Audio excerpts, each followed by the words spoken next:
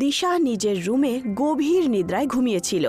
হঠাৎ করে একটা চিৎকারের সাথে সে ঘুম থেকে উঠে যায়। দিশার চিৎকার শুনে তার মা কণিকা দৌড়তে দৌড়তে রুমে চলে আসে। কি হয়েছে দিশা, তুই চিৎকার করছিস কেন? আমি আবার সেই স্বপ্নটাই দেখলাম মা। তুই ওই স্বপ্নের ব্যাপারে বেশি ভাবনা চিন্তা ছেড়ে দে। সেই স্বপ্নটা আসা বন্ধ হয়ে যাবে আর টেনশন ফ্রি হয়ে ঘুমিয়ে পড়। কালকে কলেজেও যেতে হবে যে। নিজের মায়ের কথা শুনে দিশা আবার ঘুমানোর চেষ্টা শুরু করে। পরের দিন সকালে দিশা কলেজে চলে যায়। কি হয়েছে, তোর চেহারা কেন উদাস রে?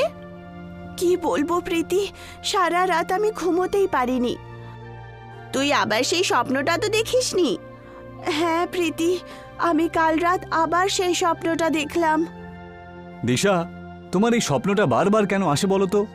আমি তো শুনেছি যে একই স্বপ্ন যদি কারোর বারবার আসে তাহলে যে সেই স্বপ্নটা দেখছে সেটা তার জন্য একটা ওয়ার্নিং হয়। নকুল, দিশাকে আর বিরক্ত করিস না। ও বেচারি আগে থেকেই এত ভয় পেয়ে গেছে। কলেজ শেষ হওয়ার পর দিশা বাড়িতে চলে যায়, কিন্তু রাত্রিবেলা ঘুমানোর সময় দিশা আবার চিৎকার করে ওঠে। ও মাই গড, স্বপ্নটা তো একদম সেম সেটাই।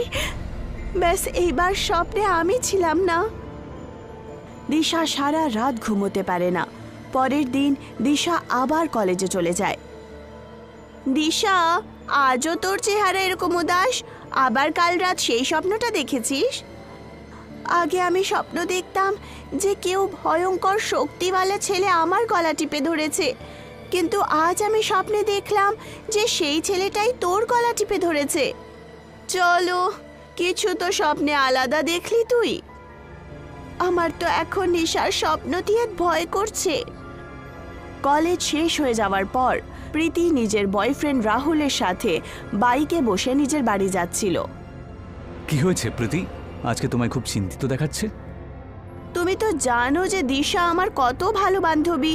বিচারি একটা স্বপ্ন দেখে খুব বিরক্ত হয়ে গেছে। ওই স্বপ্নটা সে বারবার দেখে। আরে মাঝে মাঝে তো আমার এমন মনে হয় প্রীতি, দিশার এই স্বপ্নের সম্পর্কটা আবার ওই ঘটনার সাথে নেই তো? আজ তো বলে দিয়েছো, কিন্তু দ্বিতীয়বার বলো না যেন। আমরা বন্ধুরা মিলে কথা দিয়েছি যে আমরা এই ব্যাপারে কখনো কথা বলবো না। প্রীতির কথা শুনে রাহুল চুপ হয়ে যায়। রাহুল প্রীতিকে বাড়িতে ড্রপ করে চলে যায়। প্রীতি নিজের বেডরুমে গিয়ে শুয়ে পড়ে। হঠাৎ করে ঘুমে প্রীতি নিজের রুমের ভেতরে খুবই ঠান্ডা বোধ করতে শুরু করে। প্রীতি হঠাৎ করে ঘুম থেকে ওঠে, কিন্তু সামনের দৃশ্য দেখে তার চোখ ছানা বড়া হয়ে ওঠে। সে দেখতে পায় যে সে নিজের রুমে নয়, বরং একটা কবরখানায় ছিল। তার সামনে একটা খুবই ভয়ঙ্কর চেহারাওয়ালা ছেলে, যার নখ নেকড়ের মতো ছিল, তাকে দেখেই যাচ্ছে। কে তুমি? আর আমি তো আমার রুমে ঘুমিয়েছিলাম, এখানে কি করে চলে এলাম? নিশ্চয়ই আমি স্বপ্ন দেখছি। এটা কোনো স্বপ্ন নয় প্রীতি, এটা সত্যি। তুমি তোমার বাড়িতে নয়, বরং কবরস্থানেই রয়েছো। প্রীতি সেই কবরখানাটাকে খুব মন দিয়ে দেখতে শুরু করে। এটা তো সম্ভব নয়। প্রীতি এইটুকু বলেই ছিল, তক্ষুনি সেই ভয়ঙ্কর চেহারার ছেলে বিদ্যুতের দ্রুত গতিতে প্রীতির কাছে চলে আসে। হঠাৎ করে সে প্রীতির গলা টিপে ধরে। প্রীতির চেহারা দেখতে দেখতেই সাদা হয়ে যায়। পরের দিন সকালে প্রীতির লাশ তার বেডরুমে খুঁজে পাওয়া যায়। দিশা নিজের বন্ধুদের সাথে প্রচণ্ডভাবে কাঁদছিল। সব আমার কারণে হয়েছে। আমি এই স্বপ্নে দেখেছিলাম যে একটা ভয়ঙ্কর ছেলে প্রীতির গলা টিপে ধরে রেখেছে। আমার বিশ্বাস যে সেই প্রীতিকে মেরেছে। আরে তুমি কি পাগল নাকি দিশা? প্রীতিকে তার বেডরুমে মৃত অবস্থায় পাওয়া যায়? আমি প্রীতির বডি দেখেছিলাম নকুল, আর যে যে প্রীতির বডি দেখেছে সবাই প্রচন্ড আশ্চর্য হয়েছে। আশ্চর্যজনক? কিন্তু কেন? কারণ প্রীতির পায়ে মাটি লাগা ছিল। যখন প্রীতি যেই কলোনিতে থাকে ওখানে দূর দূর পর্যন্ত কোনো পার্কও নেই আর কোনো কাঁচা জমিনও নেই, তাহলে তার পায়ে মাটি কি করে এলো? হতে পারে ও রাত্রে বাইরে ঘোরার জন্য বাইরে বেরিয়েছে। প্রীতি এমনিতেই রাত্রে খাবার পরে একটু হাঁটতে তো বাইরে যায়। তার ভাই বলেছিল যে সেই রাত প্রীতি তাড়াতাড়ি ঘুমিয়েছিল আর সে রুম থেকে বাইরেই বেরোয়নি। দিশার কথায় তো আমি সত্যি খুঁজে পাচ্ছি। দিশা উদাস হয়ে নিজের বাড়িতে চলে আসে আর নিজেকেই বলে ওঠে, যখন আমি ঘুমোবই না তখন আমি স্বপ্নও দেখব না। কিন্তু দিশার কখন ঘুম পেয়ে যায় সে বুঝতেই পারে না। ঘুমে দিশা আবার সেই ভয়ঙ্কর স্বপ্ন দেখে। নন্দিনী একটা ভয়ঙ্কর কবরখানার দিকে দৌড়চ্ছিল। একটা ভয়ঙ্কর দেখতে ছেলে নন্দিনীর সামনে চলে আসে। কে তুমি? সত্যি করে বলো, তুমি কি আমাকে চিনতে পারছো না যে আমি কে? না, আমি তোমাকে চিনি না। তুমি কে বলো? আমাকে এখান থেকে যেতে দাও। আমি তোমাকে এখানে তো ডাকিনি নন্দিনী। তোমার ভাগ্য তোমাকে এখানে টেনে নিয়ে এসেছে। তোমাদের সবাইকে আমি বারণ করেছিলাম যে আমার ভালোবাসার মাঝখানে এসো না, কিন্তু তোমরা সবাই বন্ধুরা মিলে আমার কথা শুনলে না। তার মানে তুমি সেই ছেলেটাই তো নও? তুমি একদম ঠিকই ধরেছো নন্দিনী। আমি তোমাদের সবাইকে সতর্ক করেছিলাম যে আজকের দিনটা তোমাদের বটে, কিন্তু কালকে আমারও দিন আসবে, আর সেই দিন আমি তোমাদের সকলকে মেরে দিয়ে আমার ভালোবাসাকে দুনিয়ার সামনে থেকে অনেক দূরে নিয়ে চলে যাব। এইটুকু বলে সেই ভয়ঙ্কর ছেলেটা নিজের নেকড়ের মতো নখ দিয়ে নন্দিনীর গলা টিপে ধরে। নন্দিনী মৃত অবস্থায় মাটিতে শুয়ে যায়। নন্দিনীর মাটিতে পড়া মাত্রই দিশার স্বপ্ন ভেঙে যায়। দিশা লম্বা লম্বা নিঃশ্বাস নেয়। তক্ষুনি তার মা দৌড়তে দৌড়তে দিশার রুমে চলে আসে। কি হয়েছে? তুই আবার চিৎকার করলি? আমার সাথে ডাক্তারের কাছে তোকে যেতেই হবে। ও নন্দিনীকে মেরে ফেলেছে, ও নন্দিনীকে মেরে ফেলেছে। কে নন্দিনীকে মেরে ফেলেছে দিশা? তুই কি সব বলছিস? মা, কিছুক্ষণ আগে আমি স্বপ্ন দেখলাম যে সে প্রীতিকে মেরে ফেলেছে আর প্রীতি সত্যি মরে গেছে। আজ আমি স্বপ্ন দেখলাম যে ওই ভয়ঙ্কর ছেলেটা আমার বান্ধবী নন্দিনীকে মেরে ফেলেছে, আর আমার বিশ্বাস যে সে ওকেও জীবিত ছাড়বে না।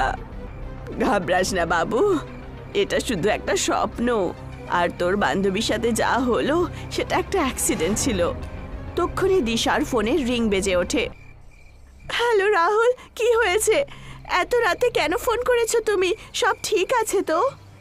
দিশা, খুব বাজে একটা খবর আছে। তাড়াতাড়ি বলো রাহুল, আমার খুব ভয় করছে। কিছুক্ষণ আগে আমাদের বন্ধু নন্দিনীও মারা গেছে, বুঝলে তো? দিশা, ওর পায়ে তো সেই মাটিটাই লেগেছিল। ঠিক যেন মনে হচ্ছিল যে মরার আগে ও কোথাও একটা গিয়েছিল। কিন্তু অদ্ভুত ব্যাপার হলো যে ওর বাড়ির লোকে তো বলছিল যে নন্দিনী বিকেলের পরে কখনো বাইরে বেরোয়নি। দিশা, আমরা 5 জন বন্ধুদের মধ্যে মাত্র 3 জন বেঁচে আছি, আমি, তুমি আর নকুল। আমাদের 3 জনকে এখন তোমার ওই সাইকো লাভার অর্জুন ব্যাপারের কথা বলতেই হবে, বুঝলে তো? এইটুকু বলে রাহুল ফোন কেটে দেয়। দিশার মাথায় পুরনো দৃশ্য চলতে থাকে, যখন সে নিজের সাইকো প্রেমী অর্জুনের সঙ্গে খুব বিরক্ত ছিল। ব্যাস, অনেক হয়েছে অর্জুন। কতবার বলেছি যে আমি তোমাকে ভালোবাসি না। কিন্তু আমি তো তোমাকে ভালোবাসি, তাই না? আশ্চর্য ব্যাপার তো। আমার পিছু করো না। আমি তোমার পিছু মরার পরেও ছাড়বো না।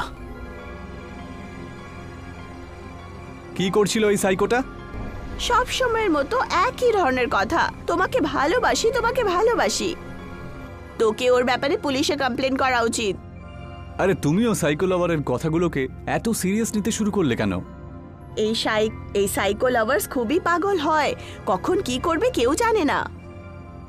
অর্জুন হঠাৎ করে দ্রুত গতিতে কার নিয়ে আসে আর দিশাকে কারের ভেতরে টেনে নেয়। রাহুল, গাড়িটা বের কর, এই সাইকোটা আবার কিছু গন্ডগোল না পাকায়। রাহুলের কারে সমস্ত বন্ধুরা বসে পড়ে আর রাহুল অর্জুনের কারের পিছু করতে শুরু করে। কিছুক্ষণের মধ্যেই অর্জুন আর দিশার সমস্ত বন্ধুরা একটা পাহাড়ের ওপরে সামনাসামনি ছিল। দিশাকে ছেড়ে দে সাইকো। আমার ভালোবাসার মাঝখান থেকে সরে যাও তোমরা, না হলে এর ফল কিন্তু তোমাদেরকে ভোগ করতেই হবে। রাহুল অর্জুনের কথা শুনে রেগে যায়। রাহুল খুব দ্রুত গতিতে দৌড়তে দৌড়তে যায় আর তাকে ধাক্কা মেরে দেয়। ওহ মাই গড রাহুল, তুমি এটা কি করলে? ও তো মরে গেছে। আরে আজকে নয় কালকে ওর লাশ তো পুলিশ পেয়েই যাবে, আমরা সবাই ধরা পড়বো যে। সে সুযোগ আমরা কিছুতেই আসতে দেব না। আমি এমন একটা পুরনো কবরস্থান জানি যেখানে আজ অব্দি কেউ যায় না, পুরো নির্জন। আমরা এই সাইকোর লাশটাকে নিয়ে গিয়ে ওই কবরস্থানে পুঁতে দিয়ে আসবো। রাহুল আর তার সমস্ত বন্ধুরা মিলে এটাই করলো। অর্জুনের লাশ সেই পুরনো কবরখানাতে পুঁতে দেওয়া হয়। পরের দিন বিকেল বেলা নকুল আর রাহুল একটা রেস্টুরেন্টে বসে কথাবার্তা বলছিল। দিশা, আমি প্রীতির সাথে অর্জুনের ব্যাপারে কথা বলার চেষ্টা তো করেছিলাম। তার মানে বলতে চাইছিস ওই সাইকো লাভারের ব্যাপারে, যে দেশের পিছনে সবসময় পড়ে থাকতো, তাই না? হ্যাঁ, ওর ব্যাপারেই। কিন্তু ও তো মরে গেছে এখন। নকুল, ভালো করে ভেবে দেখ, ওর মৃত্যুর পর থেকে দিশার অদ্ভুত অদ্ভুত স্বপ্ন দেখতো, তাই না? আর তারপরে যখন আমি ভালো করে এই ব্যাপারে খোঁজ নিই, তখন সেই খোঁজ করার সময়ে আমি বেশ অদ্ভুত অদ্ভুত কথাবার্তা শুনতে পেয়েছি। অর্জুন শয়তানের পূজারে ছিল, ও কালো জাদু করতেও বেশ বিখ্যাত রে। তাহলে এখন আমরা কি করব বলতো? আমি একজন তান্ত্রিক লেডিকে চিনি যে আমাদের সাহায্য করতে পারবে। নকুল আর দিশা রাহুলের সাথে তান্ত্রিকার বাড়িতে চলে যায়। ওই কালো ছায়া তোমাদের থেকে আলাদা হয়েও আলাদা হতে পারেনি। ও তোকে নিয়ে গিয়েই মানবে। আমার সাহায্য করুন, আমার খুব ভয় করছে। এই সব কিছু তো তোকে মুখে মারার আগেই ভাবা উচিত ছিল। আমরা ইচ্ছে করে মারিনি ওকে, বরং ভুলবশত ও খালে পড়ে গিয়েছিল। মৃত্যুর আগে সে নিজের গলায় শয়তানের লকেট পরে রেখেছিল। সেই কবরখানা থেকে সেই লাশটা বার করে তার অস্থি পুড়িয়ে দিতে হবে। তোমাদের কাছে শুধু 2 ঘন্টার সময় আছে। 3 জন সেই কবরখানায় চলে যায়। রাহুল আর নকুল ফাওড়া নিয়ে সেই জমিন খুঁড়তে শুরু করে। কিছুক্ষণের মধ্যেই তার অস্থি সবার সামনে ছিল। নকুল যেই মাত্র অস্থিতে হাত লাগায়, সে হাওয়ার গতিতে উড়তে উড়তে গাছের ডালে গিয়ে ধাক্কা খায়, আর একটা ডাল তার বুকের আরপার হয়ে যায়। দিশা চিৎকার করে বলে ওঠে, রাহুল, রাহুল, ও তোমার পেছনে দাঁড়িয়ে আছে।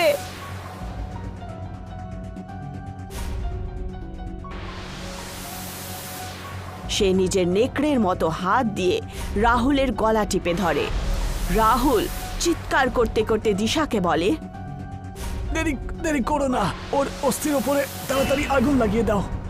দিশা খুব তাড়াতাড়ি সেই কঙ্কালের ওপর পেট্রোল দিয়ে তার মধ্যে আগুন লাগিয়ে দেয়। রাহুল মৃত অবস্থায় মাটিতে পড়েছিল, আর দিশার সাইকো লাভার ধুঁয়ো হয়ে উধাও হয়ে যায়।